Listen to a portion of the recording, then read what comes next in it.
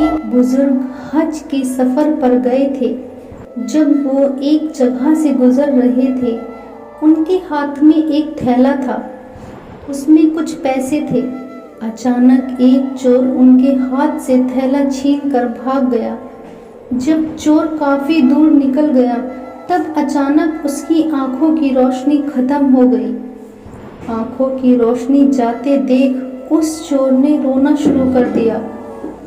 جب لوگوں نے چور سے پوچھا، بھائی کیا ہوا؟ تو وہ کہنے لگا، میں نے ایک آدمی کا تھیلا چھینا ہے، وہ کوئی بڑا اللہ کا قریبی بندہ لگتا ہے، میری آنکھوں کی روشنی چلی گئی، خدا کے لیے مجھے اس کے پاس پہنچا دو تاکہ میں اس سے معافی مانگ سکوں۔ جب لوگوں نے پوچھا کہ یہ قصہ کہاں پیش آیا، تو کہنے لگا، فلاں نائی کی دکان کے قریب پیش آیا۔ لوگ اس کو اس دکان کے پاس لے گئے اور نائی سے پوچھا کہ اس طرح کا کوئی آدمی یہاں سے گزرا ہے، آپ اسے جانتے ہو؟ اس نے کہا، مجھے اس کا گھر تو پتہ نہیں، مگر نماز کے لیے وہ آتے جاتے رہتے ہیں، اگلی نماز کے لیے پھر آئیں گے۔ یہ لوگ انتظار میں بیٹھ گئے۔ وہ بزرگ اپنے وقت پر تشریف لائے۔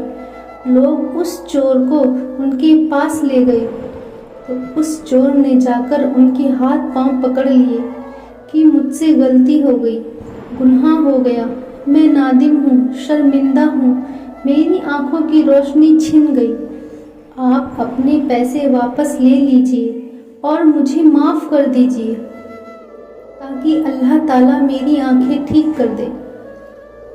وہ بزرگ کہنے لگے کہ میں نے تو تمہیں پہلے ہی معاف کر دیا ہے۔ یہ سن کر چور بڑا حیران ہوا، کہنے لگا، حضرت میں تو آپ کا تھیلا چھین کر بھاگا اور آپ کہتے ہیں کہ معافی مانگنے سے پہلے ہی معاف فرما دیا۔ وہ فرمانے لگے، ہاں، میرے دل میں کوئی بات آ گئی تھی۔